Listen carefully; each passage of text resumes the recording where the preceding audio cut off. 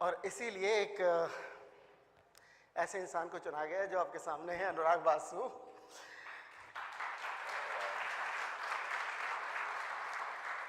मतलब मुझे नहीं लगता कि अनुराग बासु को किसी परिचय की ज़रूरत है या मोहताज है वो। अभी अभी हाल ही में उनकी फिल्म बर्फी ने जिस तरह से दर्शकों को छुआ है, अंदर तक उद्वेलित किया है, ऐसा एक लंबे अरसे से और किसी फिल्म ने नहीं किया। और विविधता की बात कहूँ तो एक तरफ मर्डर, गैंगस्टर जैसी सस्पेंस थ्रिलर, मर्डर मिस्ट्रीज, तो दूसरी तरफ लाइफ इन अ मेट्रो और बर्फी जैसी सेंसिटिव फिल्म्स। तो अनुराग की इन बातों के बारे में तो शायद सभी लोग जानते हैं, सब लोग जानते होंगे। कुछ ऐसा बताना चाहूँगा जो शायद कम लोग जानते हैं। अनुराग संभवतः अकेले डायरेक्टर हैं या पहले डायरेक्टर हैं जिन्होंने भरपूर पॉपुलिस्ट टेलीविज़न किया और उसके बाद फिल्मों में अपना ऐसा मुकाम बनाया। बधाई। मैं जब नाम लूंगा तो आप कहेंगे अच्छा ये सब भी अनुराग के हाथों से निकली हुई चीज़ें हैं। ना ले तो अच्छा है सर। नहीं नहीं, लेना ज़रूरी है अनुराग। क्योंकि सास भी कभी बहू थी। कहानी घर घर की। कुसुम, कोशिश एक आशा, मंजिलें अपनी अपनी, रिश्ते, Saturday suspense, x zone, what not. मतलब इतना टेलीविजन करने के बाद ये बंदा फिल्म में जाता है और वहां झंडे गाड़ता है इस तरीके से। ये बहुत बड़ी उपलब्धि है, बहुत बड़ी उपलब्धि है। जैसा कि सभी जानते हैं कि थिएटर को एक्टर का मीडियम कहा जाता है, फिल्मों को डायरेक्टर का मीडियम कहा जाता है और टेलीविजन को इसेंशियली राइटर का मीडियम कहा जाता है। पर मैं सच बता रहा हूं आपको, मैं बहुत साल पहले अनुराग के साथ काम कर रहा था जब मैं जी टीवी का हिस्सा हुआ करता था। अनुराग ने एक प्रोग्राम बनाया था कोशिश एक आशा, और उस शो ने मुझे ये कहने पे और ये मानने पर मजबूर किया था कि television can be a director's medium as well. That is what Anurag did with television. Television में भी जो काम किया अपने तरीके से बेहतरीन काम किया। अब खुशी की बात यह है कि अनुराग फिर से लौट रहे हैं टेलीविजन की तरफ। तो बहुत स्वाभाविक है कि जहन में सवाल उठता है क्यों, क्योंकि नॉर्मली ऐसा होता नहीं है। एक बार आदमी जो आगे बढ़ जाता है वो पलट कर देखता नहीं है या देखना चाहता नहीं है। पर अनुराग फिर से टेलीविजन की तरफ दौड़ रहे हैं। ढेरों फिल्में, ढेरों अवार्ड्स, दर्शकों का प्यार, क्रिटिकली एक्लेम्ड फिल्म्स, उसके बाद भी फिर से टेलीविजन की तरफ मुड़ना। अनुराग क्यों?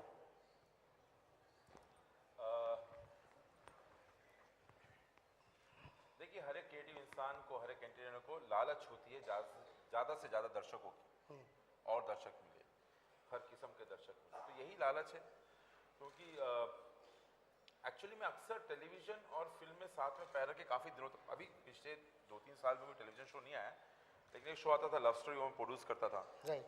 सो तो कई सारे ऐसे कहानियां हैं, क्योंकि फिल्म में क्या है, बहुत सारी कहानियां मुझे कहनी है। कुछ कहानियां मैंने पढ़ी, मुझे बहुत अच्छी लगी है। मैंने कुछ छोटी कहानियां लिखी हैं जो कि मैं उसे पर्दे पे लाना चाहता हूं, लेकिन फिल्म वो सब मौका देता नहीं। कई कहानियां हैं जो फिल्म में कह नहीं सकते, बहुत सारी बातें होती है, कमर्शियल रीजंस होता है। तो मैंने सोचा क्यों ना, और जब जी में जाके मैंने ये डिस्कस किया कि मैं ऐसा कुछ करना चाहता हूँ, बहुत सारी छोटी छोटी कहानियाँ हैं जो मुझे अच्छी लगती हैं, और तो जी ने तुरंत हाँ कहा।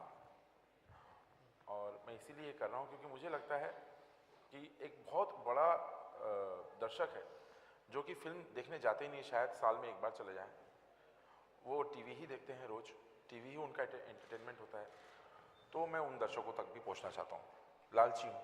लालची। अच्छा है ये लालच, हमारे लिए बहुत अच्छा है क्योंकि हमारी अर्ज को पूरा करेगा। अब मुझे लगता है एक और रीज़न है, सॉरी मैंने आप, एक और क्या है, मैं टेलीविज़न आपने कहा मैंने बहुत किया है लेकिन बहुत अरसे तक नहीं किया, काफ़ी कुछ किया है। और इस दौरान जैसे तारा मेरा पहला सीरियल था, इंडिपेंडेंट सीरियल तारा मैंने डेट का, उस वक्त ट्रेंड कुछ और था क्योंकि दर्शक अलग था, मेट्रो सिटीज़ में टीवी देखा जाता था। धीरे धीरे टीवी बदलता गया और मुझे लग रहा है कि टीवी जब मैंने छोड़ा था टीवी वहीं पे है अभी तक काफ़ी समय से। सो थोड़ा सा ऐसे मतलब स्थिर पानी को हिलाने की ज़रूरत है।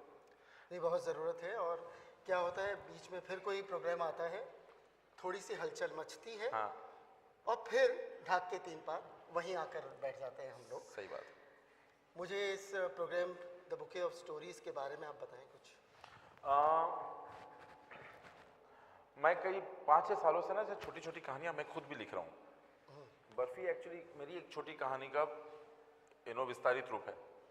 छोटी सी कहानी लिखी थी क्योंकि क्या होता है आप मैं बहुत ट्रैवल करता हूँ, बहुत सारे एनजीओ में काम करता हूँ, तो कहानियाँ आपके इर्द गिर्द ऐसे बहती है और वो कई बार क्या होता है निकल जाती है, फिर याद नहीं रहती, तो उसको मैं हमेशा एक छोटी कहानी के रूप में लिख के उसको रख देता हूँ कि कभी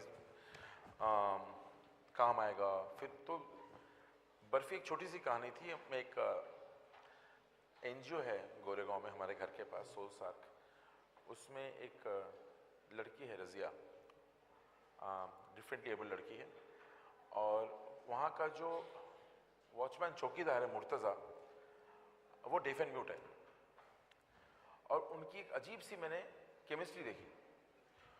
और वो लड़की ना बहुत जब पैनिक करती है और उसको जब अटैक आते हैं और जब कोई टीचर भाग के उसको संभाल नहीं पाता तो मुर्तज़ा को बुलाते हैं। मुर्तज़ा को बुलाते, सब जाते हैं, मुर्तज़ा को बुला, मुर्तज़ा नीचे गेट पे बैठा होता है, वो आता है, वो पता नहीं क्या करता है उसके साथ, वो लड़की एकदम काम हो जाती है। तो मुझे ये कुछ 3 साल पहले ये इंसिडेंट हुआ था, तो मैंने एक छोटी कहानी के रूप में लिख दिया था। फिर बाद में जब मेरी पतंग कटी, मतलब काइट्स फ्लॉप हुई, तो उसके बाद फिर मुझे लगा कि मैं क्या बनाऊं अभी, तो मुझे पुरानी कहानी निकाली। तो इस तरीके से कई सारी कहानियाँ अनुभवों के साथ, किसी ने कुछ कह दिया, किसी ने, तो ऐसे बहुत छोटी कहानियाँ बनती गई, तो वो कुछ जमा है जो मैं कहना चाहता हूँ। उसके अलावा कई सारी ऐसी कहानियाँ मैं पढ़ता हूँ जो मुझे लगता है इसे बनाना चाहिए यार, कितनी अच्छी कहानियाँ है, और फिर ना उनकी फिल्म बन सकती है, ना उसकी फिल्म बन सकती है, छोटी कहानी है। और मुझे लगता है बहुत हमारे दर्शक ना, कई दर्शक जो है टेलीविज़न दर्शक ना, मुझे लगता है कि पढ़ते कम हैं और टीवी देखते हैं, तो क्यों ना इस साहित्य को टेलीविज़न के ज़रिए उन तक पहुंचाया जाए कि जो कहानी मुझे अच्छी लग रही है लोगों को भी अच्छी लगे, और उसको, और कई कहानियाँ ऐसे चैलेंजिंग होती है कि इसका फिल्मांकन कैसे करूँ, ये जो संवेदनाएं हैं जो शब्दों में आ गए हैं ये पर्दे पे कैसे आएगा। तो वो चैलेंज भी कई बार आपको बहुत एक्साइट करता है कि ये इसको किस तरह से पर्दे पे उतारा जाए। तो ये कई सारी चीज़ें हैं, कई सारी कहानियाँ हैं, हर किस्म की कहानी है इसके अंदर। हरिशंकर परसाई जी की कहानी सिलेक्ट की है, तो टैगोर की कहानी है, तो इस्बिन की कहानी है, तो मुपासा की कहानी है। सो ये जो है, और लेकिन क्या होता है हमेशा लगता है कि ये कहानी जहाँ पे आप जब कहानियाँ पढ़ते हो ना, आपको अक्सर लगता है कि ये कहानी ख़त्म हुई, इस कहानी के बाद एक्चुअली ये दूसरी की कहानी शुरू हो सकती है, क्योंकि सब, और हम भी जब कहानियाँ लिखते हैं, आप भी राइटर हैं, तो हम तो बिगिनिंग और एंड दे देते हैं, लेकिन बिगिनिंग के पहले भी बिगिनिंग होता है, एंड के बाद भी एंड होता है जो हम निकाल देते हैं, उससे भी कहानियाँ बनती हैं। हाँ, पर सो ये जो है, तो ये सारी जो कहानियाँ हैं ये ऐसे नहीं आएगा जैसे बचपन में हम कथा सागर एक कहानी देखते थे ना, मैं भी कहने ही वाला था, वही पूछ नहीं उस तरह से नहीं आएगा, ये अलग अलग, ये सब एक माला की तरह पिरोया जाएगा, एक मतलब एक के बाद एक बहेगा, आपको समझ में आएगा कि अरे ये कहानी जब टैगोर की खत्म हुई इसके बाद ये कहानी शुरू होती है, और it will be a seamless flow of stories, it will not tell you this episode is this story and that episode is this story. So आप भी जब पढ़ते हैं तो आपको भी लगता होगा कि हाँ, ये कहानी का एक्सटेंशन ये हो सकता है, उस कहानी का एक्सटेंशन वो हो सकता है, ये किरदार वहाँ जा सकता है, और तो आनंद आता है इसमें। पर उसमें एक चीज़, एक सवाल ये उठता है अनुराग कि साहित्य एक अलग मीडियम है, टेलीविज़न बिल्कुल अलहदा मीडियम है, और हर मीडियम के अपने प्लस पॉइंट्स होते हैं, माइनस पॉइंट्स होते हैं, कुछ सीमाएं होती हैं। तो जब आप एक मीडियम से दूसरे मीडियम में ट्रांसफ़र करते हैं तो वो कौन सी सीमाएं हैं जिनका सामना करना पड़ता है? बहुत ज़्यादा फ़र्क नहीं। देखिए, मैं इस वक्त थिएटर करते हुए, मतलब आप जानते हैं पापा हम लोग सब थिएटर करते थे, सो वहाँ से शुरुआत हुई। उसके बाद अभी इस वक्त मैं टीवी, एडवर्टाइजमेंट और फिल्म तीनों कर रहा हूँ। मानवीय समझना सेम है, कहानियाँ, इमोशंस, वो सारे सेम है। लेकिन जैसे आपको ये पता होता है कि मेरा दर्शक जो है ना टीवी में देखेगा और शायद खाना पकाते पकाते, काम करते करते देखेगा, और बीच में 2 ब्रेक भी आएंगे। ब्रेक के वक्त उनको लगेगा कि मैं दूसरे चैनल में चले जाऊं। तो ये आपको पता होना चाहिए कि ये हमारे दर्शक यहाँ बैठ के देखेंगे। थिएटर में आपको पता है कि यार आखिरी सभागृह में बैठा हुआ आखिरी इंसान भी आपकी बात को अच्छे से सुन सकता है, तो वहाँ पे अलग होता है। हॉल में पता है कि अब दर्शक आगे का कमरा अंधेरा कहाँ भाग के जाएंगे, तो आप इनसिक्योर नहीं होते हैं, तो आगे लोग, तो आपको पता है दर्शक कहाँ बैठते हैं। तो हमेशा दर्शक की जगह बैठ के अगर आप कहानी को देखें तो उस तरह से थोड़ा सा गियर बदलना पड़ता है और कुछ नहीं। कि ये दर्शक है घर में अपने सोफे में कंफर्ट को, उसको अपने हाथ में रिमोट कभी बंद कर, तो बहुत मुश्किल है वो करना। फिल्म फिर भी आसान है, तो फिल्म में एक बार आ भी गए, थोड़ी देर तक ऐसे मैसेज व्हाट्सएप ट्वीट कर देंगे, वेरी बैड, यक, बोरिंग फिल्म, लेकिन आफ्टर दैट वो I think they get into the loop. वो जो पैसा खर्च करके हॉल में बैठता है दर्शक वो अपना पैसा पूरा वसूल करके जाएगा। Correct. टेलीविजन में कभी भी बाहर जा सकता हाँ। है। तो खास तौर पे इसी और वजह से और एक चीज, टेलीविजन में आप उड़ती तीर लेकिन आप कभी भी ले सकते मंगाना, वापस ले सकते। फिल्म में जो तीर निकल गई वो फिर वापस ले सकते। टीवी में किसी को मार दो, जिंदा कर दो, फिर मार दो, फिर जिंदा कर दो, वो कर सकता है।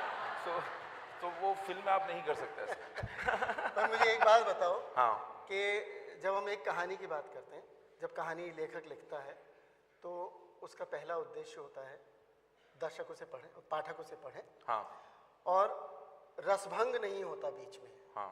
जबकि हम टेलीविजन में जब ब्रेक आता है, जब आगे, तो उस रस को बनाए रखने के लिए हाँ। क्या ऐसी टेक्निक है जो एक डायरेक्टर इस्तेमाल कर सकता है एज अ डायरेक्टर? मुझे लगता है कि सारे जो लटके झटके हैं ना टेलीविजन के, कि आप एक कमाल का ब्रेक दे दें ताकि लोग आगे की कहानी देखने वापस आए ब्रेक के बाद। मुझे लगता है अभी वो काम उतना नहीं करता है, क्योंकि अब समझ गए कि ऐसे, हाँ, कई बार क्या होता है, आप भी जानते हैं, फ्रीज पॉइंट देकर उसको आगे कैसे कैरी ऑन करना हमें पता नहीं है सर के। सो विलेन घुसा किचन के अंदर और आपने फ्रीज कर दिया, बाद में अगले एपिसोड में चाय मांग के चले जाता है वापस वो। तो ये अपने ही सीरियल की बात कर रहे हो तुम, मैंने- तारा मैं- की। मैं कहाँ, लेकिन इस वक्त क्या होता है, तो लेकिन मुझे लगता है कि कैरेक्टर के साथ आप जब तक ऑडियंस कहीं ना कहीं अपने आप को रिलेट कर पाए कि हाँ ये जो है ना, ये किरदार है, मेरे जैसे है, मेरे जैसे सोचती है, तो वहाँ पे जब आप, आई थिंक वो लगाव जब हो जाता है तो कोई नहीं जाता है छोड़ के। तो आप जब, I think that is the magic right now, you have to fall in love with the story and the characters, and once the audience are. मुझे ये लगता है कई बार हम लोग चैनल्स में, जब तुमने भी किया है, मैं भी कर रहा हूँ, एक बहुत इम्पॉर्टेंट बात ये होती है कि शायद ऐसा सोचा जाता है कि इस एपिसोड के एंड में ऐसा फ्रीज कर दिया जाए तो अगले दिन दर्शक देखने ज़रूर आएंगे। नहीं यार, मुझे कई बार ये लगता है कि दर्शक उस फ्रीज पॉइंट तक पहुँचे तो सही, वो जब तक उस फ्रीज पॉइंट तक पहुँचेंगे तब जबकि उन्हें पूरा एपिसोड अच्छा लगेगा। सही बात। उसने पूरे एपिसोड ने उनको एंटरटेन किया होगा, तब वो फ्रीज पॉइंट देखेंगे और तब वो आगे आने की कोशिश करेंगे। सही बात। तो तुम्हारे अपने इस शो में क्या कहीं ऐसे समझौते करने की कोशिश की जाएगी या नहीं? नहीं, मुझे लगता है, वही मैं कह रहा था कि जब तक कहानियाँ लोगों को अच्छी लगी, एक कहानी अच्छी, चैलेंज है, और ये चैलेंज है, और इसको हम उस टेलीविजन के क्लासिक फॉर्मेट में नहीं डाल रहे हैं कि बस मैं यही उम्मीद करता हूँ कि लोगों को कहानी अच्छी लगे तो दोबारा एक कहानी और देखने आए, फिर अच्छी लगेगी तो फिर देखने आएंगे। तो बस यही डिपेंड करता है कि हम कितने अच्छे से उसको बनाएं, और कितने अच्छे, मतलब इफ कहीं पे कोई कहानी अगर छू जाए तो मुझे पूरा यकीन है दोबारा फिर देखने आएंगे। सो और मैं उसी पे बैंक कर रहा हूँ कि किस तरह से लोगों को अच्छा, तो यही है, उम्मीद है कि लोगों को अच्छा लगे। फिर मायूसी हो जाएगी, नहीं होगा, चलेगा, नहीं चलेगी, तो फिर लगा रहे यार, फिर मेरे ख्याल से शायद दर्शक तैयार नहीं है। नहीं, हम जो टेलीविज़न से जुड़े हुए हैं और जो काम करते आए हैं उसमें एक सालों में, क्योंकि टेलीविज़न करते मुझे भी बहुत साल हो गए, और एक चीज़ जो आजकल बहुत ही पुरजोर तरीके से जुड़ी है वो है टेलीविज़न रेटिंग पॉइंट्स या टीवीटी जिसे हम कहते हैं, जिसके बेसिस पे सारा बिजनेस चलता है टेलीविज़न का।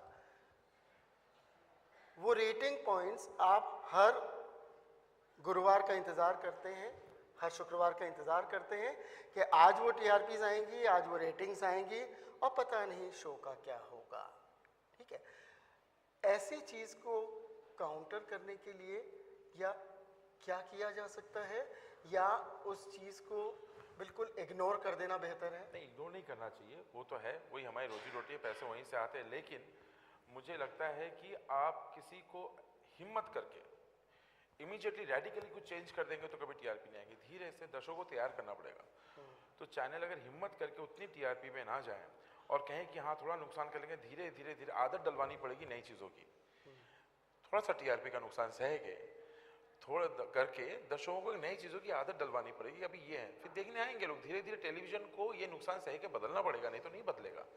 इस डर से कि टीआरपी नहीं आएगी, हम वही करें जो करते आ रहे हैं, तो कैसे चलेगा?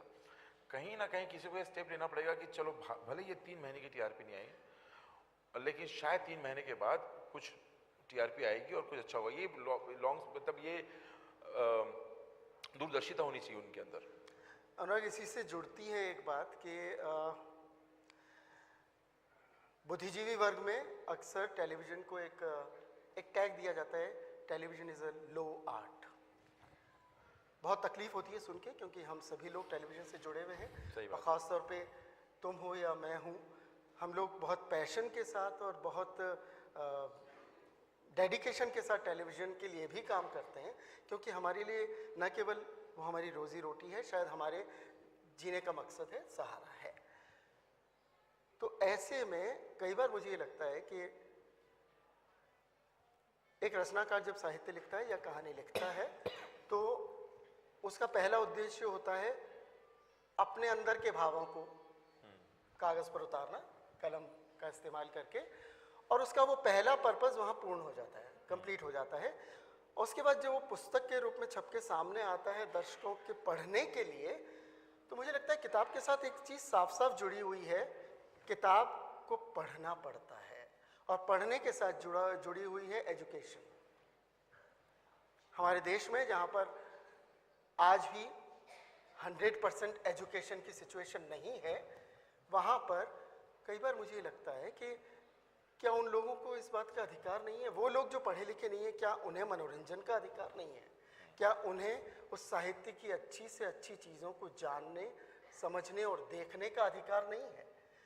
तो ऐसे में जब आप उसे इस मीडियम से दूसरे मीडियम में ट्रांसफ़र करते हैं तो स्वाभाविक रूप से उसे ईजिली अंडरस्टैंडेबल बनाने की ज़रूरत पड़ती है। हाँ, सही बात। सहज ग्राह्य बनाने की ज़रूरत पड़ती है, और शायद इसीलिए ये लो आर्ट का टैग लगता है।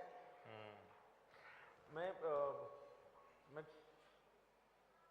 थोड़ा सहमत हूँ आपकी बातों से, क्योंकि जब मुझे लगता है टेलीविज़न जब एक बदलता दौर आया था और जब इस तरह के शोज़, क्योंकि मेरे लिए बड़ा मुश्किल हुआ ये, क्योंकि अब कहानी जो उसके पहले मैंने पूरा शो नहीं किया, लेकिन जो भी एपिसोड्स किए, क्योंकि मेरी अपब्रिंगिंग वैसी नहीं हुई है, मैं उस तरह के घर में माहौल में बड़ा नहीं हुआ हूँ, तो मुझे वो दुनिया ही पता नहीं थी। उसको रेट करना तो मुझे ये समझ में आ गया, क्योंकि मैं एंटरटेनर हूँ, मुझे पता है कि इसका दर्शक कौन है, तो मैं एक दर्शक का मॉडल बना लेता हूँ कि ये जो है मेरी फलां मौसी के लिए बना रहा हूँ ये शो।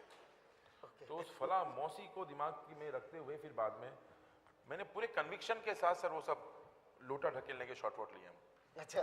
और मैंने कभी ऐसा होते हुए आसपास कहीं देखा नहीं, लेकिन क्या होता है, आप दर्शक हैं और मुझे लगता है कि हर किस्म के दर्शक एज ए एंटरटेनर, ये कोई भी दर्शक बुरा नहीं है, और हमेशा होता है कि एक फिल्म बुरी है और वो फिल्म अच्छी है, लेकिन अगर कोई एंटरटेन हो रहा है, दिन भर काम करके घर में काम करने वाली औरत जब जाती है घर पे, रात को टीवी में जो सोप देखती है, अगर वो एंटरटेन हो रही है तो अच्छा है। वो बुरी दर्शक कैसे होगी और हम अच्छे दर्शक कैसे हो गए? दर्शक तो दर्शक होता है ना, और एंटरटेन करना अच्छा होता है। तो ये बड़ा मुश्किल काम है एक्चुअली, आपको ये समझना कि वो उसको क्या अच्छा लगेगा, और बहुत मुश्किल है। एंड क्योंकि आप उस तरह से बड़े नहीं हुए हैं, और मुझे लगता है कि दो तीन जो सीरियल है, जिस I am not very proud of दो सीरियल, लेकिन बट उसको करने में मुझे सबसे ज़्यादा मुश्किलात सामने आई, क्योंकि वो मैं नहीं हूँ।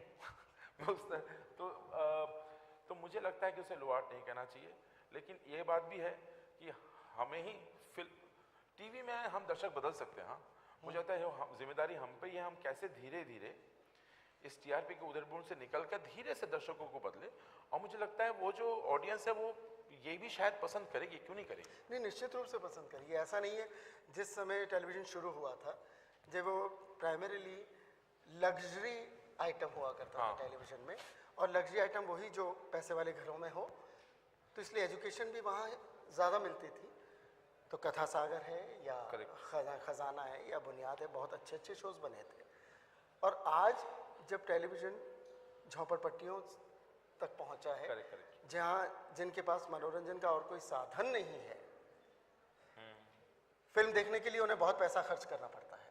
सही बात। आज की तारीख में आप एक फिल्म देखने जाते हैं अगर परिवार के साथ, तो 1000 रुपये खर्च हो जाते हैं। तो आप उनसे ये उम्मीद तो नहीं कर सकते कि वो फिल्म देखने जाएंगे एवरी नाउ एंड देन। तो इंतजार करते हैं कि ये फिल्म टेलीविजन पे कब आएगी। जैसे बर्फी के वक्त मुझे बता रहा हूँ, जी के पास बर्फी का सैटेलाइट ऐड किया था। और बहुत एक्साइटेड थे। मैंने उनसे कहा कि मुझे टीआरपी की ज़्यादा उम्मीद नहीं है टीवी के लिए। मुझे पता था टीवी ऑडियंस शायद बर्फी पसंद नहीं करेंगे, और सही साबित हुआ। एंड हाँ, उसकी टीआरपी जिस तरह से जी को उम्मीद थी वैसे आई नहीं। अब इसके साथ ही एक चीज़ और जुड़ती है कि टेलीविज़न जो मीडियम है उससे, क्योंकि राइटर्स मीडियम कहलाता है, तो उससे साहित्य को क्या फ़ायदा हो सकता है। एक सेकंड, मुझे आते समय अनुराग ने बोला था कि आपसे मैं सवाल करूंगा, इससे पहले कि वो मुझसे सवाल करें मैं सवाल पे सवाल दाग रहा हूँ। तो टेलीविज़न मीडियम से राइटर को क्या, साहित्य से राइटर को क्या फ़ायदा हो सकता है, वाइस वर्सा साहित्य को टीवी से क्या फ़ायदा हो सकता है, तुम्हें क्या लगता है? साहित्य से टीवी को फ़ायदा हो सकता है, टीवी से भी साहित्य को फ़ायदा हो सकता है वैसे। बिकॉज क्या मुझे लगता है कि साहित्य ज़्यादा दर्शकों तक पहुँचेगा टीवी के ज़रिए। और मुझे लगता है कई कहानियाँ, कई किताबें और हर किस्म के, मुझे लगता है कि साहित्य और टीवी का मेल होना चाहिए। ये इतनी सारी चीज़ें लिखी जा रही हैं आजकल, वो अगर टीवी पे आएगा तो आई थिंक ज़्यादा से ज़्यादा दर्शकों तक पहुँचेगा वो। क्योंकि मुझे लगता है कि book readers, number of book readers and television watcher, उसके बहुत नंबर में काफ़ी तादाद में फ़र्क है। और टीवी को तो फ़ायदा होगा ही इससे, टीवी सुधर जाएगा, वो बहुत ज़रूरी है। अब जल्दी से एक आखिरी सवाल पूछूं, क्योंकि ये सवाल मैं ज़रूर पूछना चाहता हूँ कि कोई भी अच्छी साहित्यिक रचना है, कहानी है या उपन्यास है, उन सब की आत्मा होती है उसका विचार।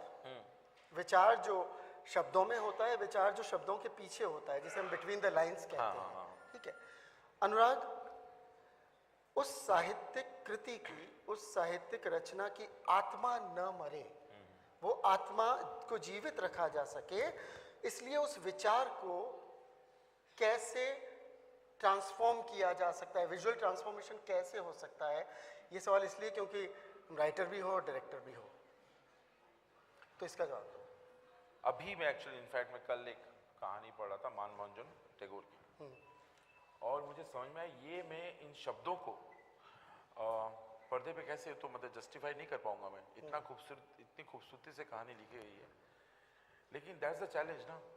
फिर आप सोचते हो, तरीके ढूंढते हो कि इन्होंने जो शब्दों में जो वर्णन किया है, इसको आप विजुअली इस वर्णन को कैसे दिखाएंगे।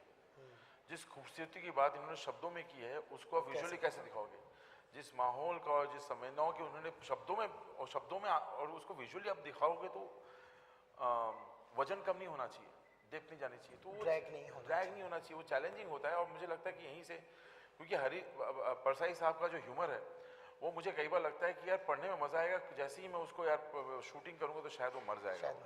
तो लेकिन I think that's a challenge, और आई थिंक उसी का मज़ा है। इसीलिए I am so excited about this show and I am really excited. क्योंकि मैं ऐसा नहीं है कि शो और टेलीविज़न इसीलिए कर रहा हूँ क्योंकि मुझे ये सब कहानियाँ कहनी है। It's just excitement and passion about telling this stories visually, which is exciting. We are equally excited. और अब मैं दर्शकों से, श्रोताओं से जो भी सवाल करना चाहें आमंत्रित हैं। हाँ कहिए। मैं बहुत देर से बैठा हूँ, खड़े हो जाऊंगे। हाँ, मैं ये हाँ। कहना चाहती हूँ कि देखिए दूरदर्शन का एक जमाना था। हाँ दूरदर्शन ने जितने अच्छे सीरियल्स दिए, आज उसके बाद सारे चैनल्स मिलके वैसे नहीं दे पाए। 13 या 26 एपिसोड में वो क्या कह देते थे, कहानी खींची बिल्कुल कसी कसाई रहती थी हमेशा। किसी भी सीरियल में रेपिटेशन नहीं कि जो है वो क्या गोद भराई की रस्म और ये तो पूरा एक वीक उसमें निकाल दिया, ये सब चीजें। अच्छा, दूसरी नहीं वाकई नहीं नहीं एकदम मुझे लगता है एक जो टेलीविजन की बात कह रहे हैं, पुनेंदु अभी लिख रहे हैं टेलीविजन का प्रेशर है, लेकिन मैं एक बात बताऊं, एक चीज मुझे जो तकलीफ आज के टेलीविजन से मुझे लगता है कि ये 3 सीन जैसे हम पहले लिखते थे टेलीविजन, मुझे लगता है ये 3 सीन निकाल दें और ये 2 सीन निकाल दें और कहानी के नैरेटिव में फर्क नहीं पड़ता तो 3 सीन है क्यों, हम क्यों शूटिंग कर रहे हैं, कहानी में जब फर्क नहीं पड़ा है। तो आजकल कई जगहों पे ऐसा होता है कि हम पूरा एपिसोड पूरा हफ्ता निकाल दे तो भी कहानी के नैरेटिव में फर्क नहीं पड़ता है। सो आपको लगता है कि हाँ आप बीच में कहीं छुट्टी में चले गए, 3-4 हफ्ते बाद वापस आके देखें तो आपको समझ में आ जाती कहानी। सो वो ये तो है, लिखने का तरीका थोड़ा बदल गया है। पहले हम लोग हमेशा सोचते थे कि ये सीन निकाल दे, सीन की जरूरत तो है नहीं। आजकल ये सीन तो और डालते हैं, मतलब वो कहीं पे प्रेशर क्या होता है। पहले ना डेली बताऊं ये प्रेशर किस लिए आया, ये प्रेशर आया 4 हफ्ते में 4 दिन के टेलीकास्ट का। तो 26 एपिसोड में कोई प्रेशर ही नहीं था। आप जो कहते हैं 26 एपिसोड कहानी है, ये भी जो है हम जो शो कर रहे हैं ये भी 52 एपिसोड का ही है, मतलब पहले से ही तय किया हुआ कि 52 एपिसोड्स विल शूट एंड बस, और ये सीमित है, इतना ही करना है। अनुराग, एक और चीज़ मुझे लगता है कि कहीं ना कहीं टेलीविज़न की इकोनॉमिक्स बदली है। पहले के मुकाबले आज टेलीविज़न की इकोनॉमिक्स बदली है, और जो 13 और 26 एपिसोड में आज चैनल जितना पैसा खर्च करता है एक प्रोग्राम पर, वो पैसे का रिटर्न भी उन्हें नहीं होता है अगर हम 13 और 26 हफ्तों की बात करें। शायद इसीलिए ये फॉर्मेट आया है। उस फॉर्मेट के अपने फ़ायदे हैं तो अपने नुकसान भी हैं।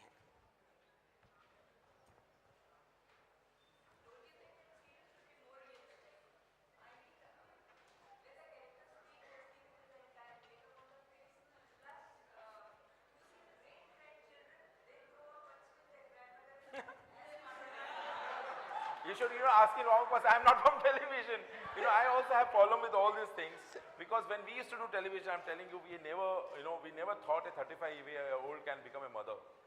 We had never thought कि वो उस तरह से जा सकता है, लेकिन but you know what, you should not blame because it has been accepted and TRPs आ रही हैं, लोग देख रहे हैं, पसंद कर रहे हैं। So अगर लोग पसंद नहीं करते, TRPs नहीं आती, नहीं चलती, तो शायद ये बनते भी नहीं। So नहीं, मुझे खुशी है कि ये सवाल हो रहे हैं क्योंकि अनुराग लौट रहे हो ना टेलीविजन में। बहुत साल बाद इन सवालों का सामना करना पड़ेगा। कर रहा हूँ। हाँ, उन्हें प्लीज पीछे माइक दीजिए प्लीज।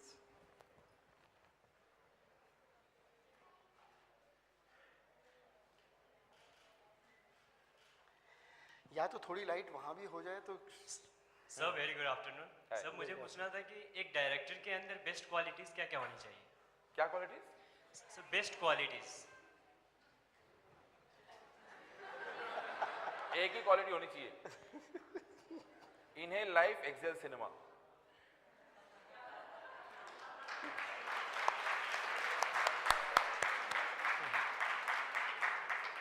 मुझे यहाँ से उठे हुए हाथ नजर नहीं आ रहे हैं, तो मुझे लगता है कि हिदेश please. Good morning, sir. So we find that there are a lot of blockbuster movies which are breaking the barrier of 100 crore, and we find that these are 3-hour movies or 2.5-hour movies. But we see the format of short films not being showcased in the cinema, and even the ones which are made by big directors who make like 4 short films together. So what's your take on short films reaching the cinemas and more writers being allowed to showcase their films? It will take a little time. We all are trying. I am trying. Kashyap is also trying. We all are trying in different ways. I am backing one portal which will only have short films in it. Kashyap has also done it last year. So I think we all are doing it in our own way, and Onir is also doing it because we are also fighting to have, Onir is fighting really hard to have separate theater for independent cinemas and short film, you know, and talking to all these exhibitors.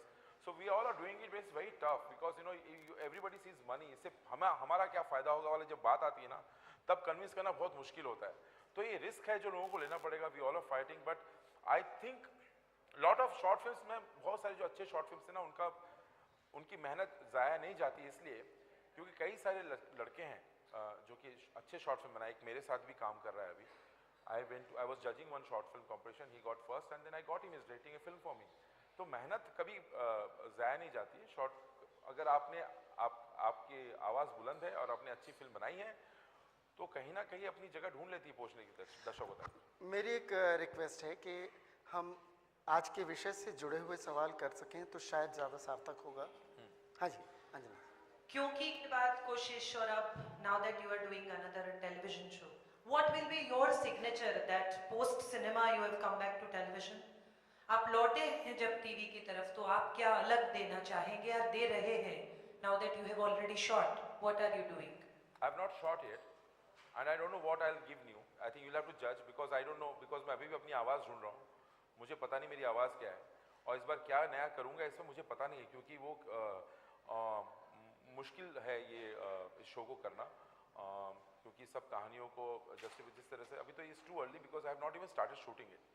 क्या नया करूँगा ये आप बताएंगे कि नया किया, बुरा किया, अच्छा किया, बकवास है तो आप लोग बताएंगे. मैं बस कोशिश ये करूँगा कि ठीक ठाक कर लूँ. एंड मुझे बहुत दिनों से ऐसे लग रहा है कि मुझे मेरा ये मानना है, ये जो बोल रहे हैं ना फिल्में, ये लोग एग्री नहीं करते, लेकिन मेरी थ्योरी है, पुणे और नहीं एग्री करेंगे. मुझे लगता है कि जो फिल्में अचानक बहुत बिजनेस करना शुरू कर दिए कुछ दिनों से, तो उसका मुझे लगता है कहीं पे टेलीविजन जिम्मेदार है. टेलीविजन स्टैग्नेंट हो गया. पहले शाम को जो है ना लोग घर से निकलते ही नहीं थे. अभी ठीक है निकल के चले जाएंगे, 2 फिल्म देख के आ जाएंगे, कुछ मिस नहीं होता है. तो टेलीविजन जो स्टैग्नेंट हुआ है उसके वजह से फिल्मों को फायदा हुआ है, क्योंकि टेलीविजन अटक गया कहीं पे जाके. तो ये मुझे लग रहा था कई दिनों से कि ये करेक्ट समय है कि हम वापस आके कुछ नया कर सके. नया करने की कोशिश करूंगा. टीआरपी नहीं आएगी, फेल होगा, चैनल खुद ही बंद कर देगा शो में, क्या कर सकते हैं. और मुझे लगता है जिस तरीके कोशिश तो करूंगा.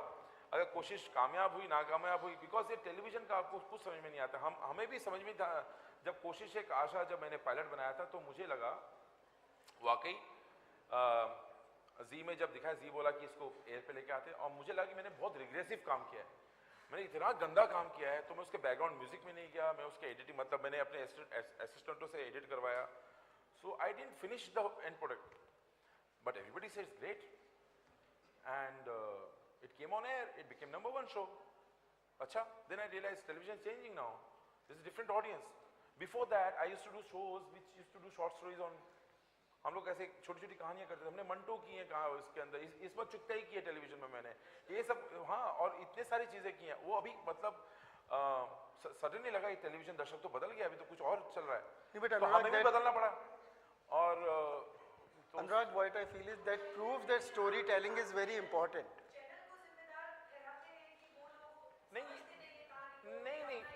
नहीं ऐसा नहीं होता है. ये लगातार इनका रिसर्च चलता है, लगातार ये जानते हैं, रिसर्च करते हैं. बहुत बड़ी टीम होती है कि लोग क्या देखना चाहते हैं. ऐसे ही रातों रात कमरे में बैठ के 3 लोग नहीं डिसाइड करते हैं कि क्या बनना चाहिए. एक बहुत बड़ी टीम होती है जो देखती है कि टेलीविजन देखने का ऑडियंस क्या है. वो बदला, इसलिए टेलीविजन बदला. रेगुलर बेसिस पे रिसर्च होती है और जिसके डेटाज होते हैं, इंटरव्यूज होते हैं जो हमें दिखाए भी जाते हैं. तो कहीं ना कहीं दर्शक भी उसके लिए मुझे लगता है जिम्मेदार हैं, अगर उस चीज़ को हम देखें. दोनों हैं, हम भी हैं. दोनों हैं, हम भी हैं और दर्शक भी हैं. हाँ. और अब मुझे ये लगता है कि टेलीविजन जो स्ट्रक्चर अनुराग बात कर रहे हैं वो इतना रिफ्रेशिंग स्ट्रक्चर है और बहुत डिफिकल्ट स्ट्रक्चर है. And I hope it works. तो मुझे लगता है कि ये एक सवाल और पूछ लें आप please. Hello Anurag, my question to you is, जैसा आपने कहा कि टेलीविजन का जो मीडियम है वो भी डायरेक्टर्स मीडियम में कन्वर्ट हो सकता है. सो even for the experienced directors and the budding directors, how important it is to get convinced with the script even before thinking for the audience and the business coming out of it. So if you're not convinced, it's very tough to go because you have to be in love with your what you do. Television, you have to go every day, shoot 9 to 9, then again every day 9 to 9. If you're not convinced, if you're not in love with the story, it's torture. How can you go there and shoot something which? So for me, if I say I make a film within 6-7 months, if I'm not in love with that story, I'm not convinced with that story, it's a torture for the director, for himself.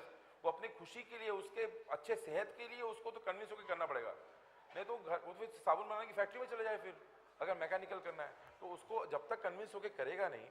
I think every director gets convinced and they do it, and they don't think about audience so much. It is for him that day, there, how will I going to shoot this scene? And he has to get convinced and do it. It is, I agree with you. There are a few people who are mechanically doing it, just churning out scene after scene, episode after episode. But there are few directors who are doing it very passionately also. And because who doesn't look down on television? When we were doing television, I thought television was my gate to movies. So I took every episode seriously. And actually, ultimately, people saw my television work and offered me movies. So I think there are a lot of other, my contemporaries have come from television. If you, Imtiaz had done television. Because we are from small town, we didn't know how to enter industry, how to get movies. हमें पता नहीं था, तो हमें ये television का रास्ता हमने अपनाया. और मेरे कंटेम्प्रेरी 2-3 डायरेक्टर्स ने मेरे जैसे नहीं किया इतना टेलीविजन, ये सब ने हमने ये रास्ता चुना और हम बहुत शिद्दत के साथ टेलीविजन करते थे. मुझे लगता है कि समय समाप्त हो गया है और जो भी बातचीत हमारी हुई इस उम्मीद के साथ कि अनुराग का ये नया show a bouquet of stories एक ताज़ी हवा के झोंके की तरह टेलीविजन को कुछ नया रास्ता, नई दिशा दिखाए. और सबकी कहानियाँ वेलकम है. कहानियाँ भेजें और कहानियाँ भेजें और मुझे लगता है कि I will try to justify. ये बहुत बड़ा ऑफर है मुझे लगता है. We wish to thank Anurag Basu, Kunendu, Shekhar. I hope we have a lot of beautiful movies and serials coming our way. The next session starts in about 2 minutes.